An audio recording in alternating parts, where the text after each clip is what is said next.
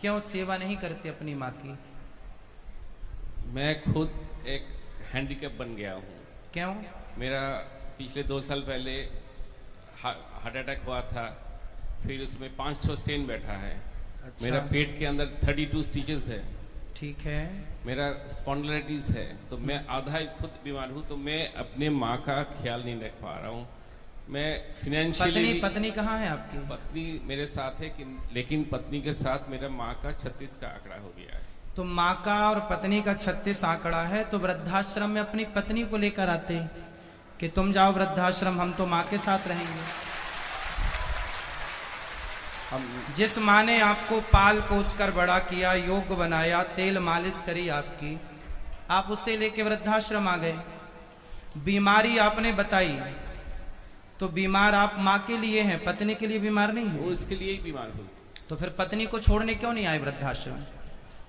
उसको बोलते तू चल वृद्धाश्रम, हम तुझे छोड़ने चलते हैं। जब माँ की और पत्नी की नहीं बनती, तो आपके हिसाब से किसे छोड़ना चाहिए वृद्धाश्रम में? पत्नी को तो छोड़ना चाहिए। फिर अगर मतलब physically strong and financially strong रहता तो मैं ये स्टेप ले सकता था, लेकिन मेरे पीछे ही एक और आदमी चाहिए, तो मैं माँ को तो कैसे? पत्नी तो है, पत्नी है जो पति को भी संभाल। यदि ऐसी स्थिति है कि चलो पत्नी आप कमजोर हैं, आपको बीमारी है, तो पत्नी अपने पति को भी संभाल सकती है और अपनी सास को भी संभाल सकती है। क्या दिक्कत है? क्या ये दास अनिरुद्ध 278 माओं को उसकी सेवा नहीं कर रहा है? यदि हम 278 माओं की सेवा कर सकते हैं, तो आप और आपकी पत्नी मिलकर आपकी एक माँ की सेवा तो कर सकते हैं ना? आपकी बेटा बेटी है आपके? एक बेटी है। तो एक बेटी भी है आपकी? हाँ जी। और बेटा नहीं है। तो बेटी है, तो बेटी का तो ख्याल रख ही रहे हैं ना बीमारी में भी?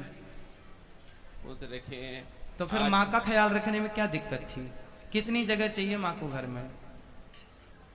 आज अभी बोल रही थी कि बचपन में मैं तुमको हॉस्टल छोड़ने जाता था, आज उल्टा हो गया, आज बुढ़ापा में तुम मेरे को वृद्धाश्रम छोड़ने आ रहे हो। तो क्यों ऐसे दिन आए? आप जैसे बेटे यदि हिम्मत हार जाएंगे, देखो माँ, ये वही माँ तो है ना जिसने आपकी उंगली पकड़कर आपको चलना सिखाया, सब क्या पढ़ाया लिखाया, क्या नहीं करती माँ? क्या क्या नहीं करती, क्या क्या बताएं? कोई नहीं, किसी से छिपा नहीं है माँ का योगदान बच्चे के लिए। लेकिन आपका जब विवाह हुआ, शादी हुई, बच्चे हुए, तो आप माँ को लेकर, अरे आप पत्नी को समझा नहीं सकते प्यार से कि क्या जरूरत है? माँ का पत्नी से 36 का आंकड़ा है, तो पत्नी को समझाओ। 35 साल हो गया मेरा शादी हुआ है। 35 साल में एक ऐसा साल नहीं गया कि माँ के साथ मेरा अनबन नहीं करवाया, या घर से, मतलब लास्ट में तो फेडअप होके मैंने छोड़ दिया कि भाई जो करना है करो। मेरे को पुलिस का धमकी दिखाता है कि मैं मतलब आपकी पत्नी को आपकी माँ बिल्कुल पसंद नहीं है? बिल्कुल नहीं तो क्या प्रॉब्लम था? एक ही लड़का हूँ ना, कोई इसका देवर है, ननद है, कोई नहीं है, एक माँ ही मेरा है। अगर सास 2 बर्तन रहेगा तो आवाज होगा, सास कुछ बोल दिया तो। अब चलो देखो, यदि सारी पत्नियां ऐसी बोलने लग जाएं कि जी अपनी माँ को वृद्धाश्रम छोड़ कर आओ, तब तो पूरे भारत की व्यवस्था ही बिगड़ जाएगी। बिल्कुल। सनातन संस्कृति की तो पूरी व्यवस्था ही बिगड़ जाएगी। ये तो बहुत ही, मैं खुद इसको पाप मान रहा हूँ कि मैं अपने माँ को ऐसे जगह छोड़ के आ रहा हूँ ड्यू टू माई, मतलब मेरे वाइफ के वजह से मेरे को ऐसा करना पड़ा। तो आपकी वाइफ आई हैं? नहीं। तो उनको लाओ, कभी हम उनको भी समझाएंगे, कभी उनसे बात करेंगे। और मैं आप सबसे इनके माध्यम से बताऊं, हर स्त्री को मैं बताऊं, स्त्रियों को दुख देने वाली, स्त्रियों को सताने वाले पुरुष नहीं होते, स्त्रियों को दुख देने वाली स्त्रियां ही होती हैं। ये बात 99% सही है, 1% किसी केस में इसे नहीं मान सकते। वरना यदि स्त्री, इनकी बहू जो माँ आई हैं, इनकी बहू एक स्त्री है, और एक स्त्री, और ये माँ भी एक स्त्री है, एक स्त्री ही दूसरी स्त्री का दर्द समझ सकती है।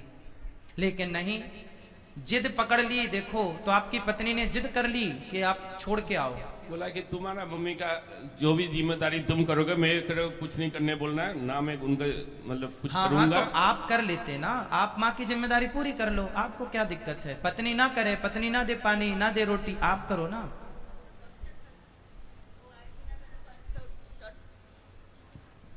अगर वो आएगी मेरा को कुछ करेगी ना तो उसको ऊपर टॉर्चर करेगी, खाना नहीं देगी। अच्छा, ये आपकी सेवा करेंगे तो पत्नी इनको टॉर्चर उसको करेगी? टॉर्चर करेगी और बोलता ज्यादा करेगी तो तुमको पुलिस में क्लब में जाके बताऊंगी जो तुम और तुम्हारा माँ मिलके मेरा को टॉर्चर कर रहे हो, और पुलिस के जाके कंप्लेन करेंगे, जेल में माँ बेटा को जेल में भर देंगे। देख लो जरा, आजकल कानून भी ऐसे हैं कि स्त्रियों की सुनवाई ही होती है, वो कुछ कहेंगे तो ये माँ बेटे जेल उसकी तरफ चले ही जाएंगे। बोलती रहती। इसलिए कानून अंधा है। अब आप ही बताइए कि इस माँ को न्याय कौन देगा? ये कानून देगा, ये बेटा देगा, या इनकी बहू देगी, या समाज देगा? कोई नहीं देता। गुरु जी आपके चरण में मेरा तो स्थान। हम तो मैया आपकी सेवा करने को तैयार हैं, हमें कोई दिक्कत नहीं है। हम तो केवल अपने इस भाई को समझा रहे हैं कि तुम जो कर रहे हो पत्नी को ही समझाओ। और मेरी हाथ जोड़ के प्रार्थना है हर स्त्री से, आप ऐसी सिचुएशन, ऐसी स्थितियां पैदा ना करें कि एक पुरुष अपनी मां को लेकर वृद्धाश्रम छोड़ने आ जाए। चलो, ये पुरुष ये मां को वृद्धाश्रम, बात कराओ भैया से, ये अपनी मां को छोड़ने वृद्धाश्रम आए हैं। अब आप बताओ कि ये आपने पुण्य किया या पाप किया? पाप किए हैं। पाप किया। बिल्कुल। अब बताओ कि यदि ये पुरुष पापी हुआ तो इसको पापी बनाया किसने? इनकी पत्नी ने, जबकि पत्नी पारक्षणे धातु से पत्नी बनती है। कहते हैं जो पत्नी अपने पति को पतन से बचाए, पाप से बचाए, उसका नाम पत्नी है। जिस पत्नी के कारण पाप करना पड़े, ऐसी पत्नी से भगवान बचाएं। ऐसी पत्नी से भगवान बचाएं। ऐसी पत्नियां होनी चाहिए जैसी आपकी हैं। चाहोगे? 7 जन्म का वादा किया है? बिल्कुल नहीं। हाँ, बिल्कुल नहीं। 7 जन्म का वादा नहीं किया? 7 जन्म का वादा किया था, लेकिन ऐसा पत्नी एक जन्म में ही मेरे को हड्डियों में, मतलब क्या बोलते हैं, दुब्बो हमारा बंगाली में बोलते हैं, ये जी, दुब्बा उगा दिया जी। तो 7 जन्म में कभी भी मैं ऐसा वाइफ नहीं चाहूंगी। तो 7 जन्म की कोटा उसने एक जन्म में पूरा कर एक लिया। जन्म में। इसलिए ऐसी पत्नी किसी को ना मिले, ऐसी पत्नियां होनी चाहिए। आप लोग कितने लोग अपने अपने बेटों के लिए ऐसी पत्नियां चाहते हैं? चाहते हैं? नहीं चाहते तो आप भी ऐसी पत्नियां मत बनना। जितनी पत्नियां यहां बैठी हैं, आप भी तो किसी की पत्नी है, ऐसी पत्नी बिल्कुल मत बनना। बनना सही है? क्यों? ऐसी पत्नी नहीं, भगवान कुंवारा ही रखे, साधु बन जाए अच्छा है।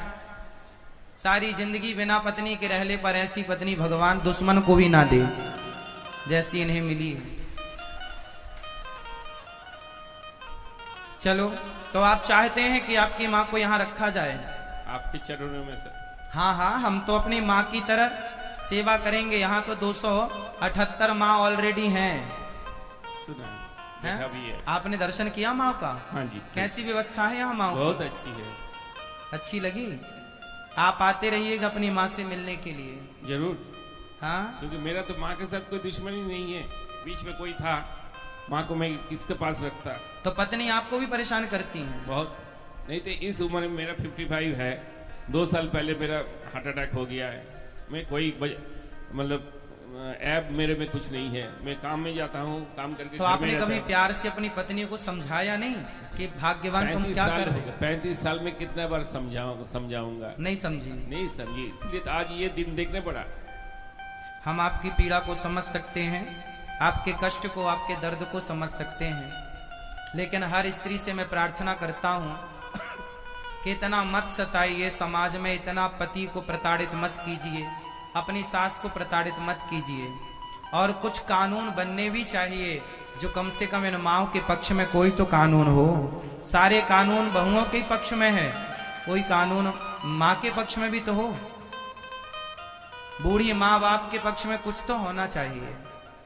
मुझे कानून का कोई ज्ञान नहीं है, परंतु आपसे सबसे मेरी प्रार्थना है, अपनी अपनी माँओं का पूरा पूरा ख्याल रखिएगा, ठीक है।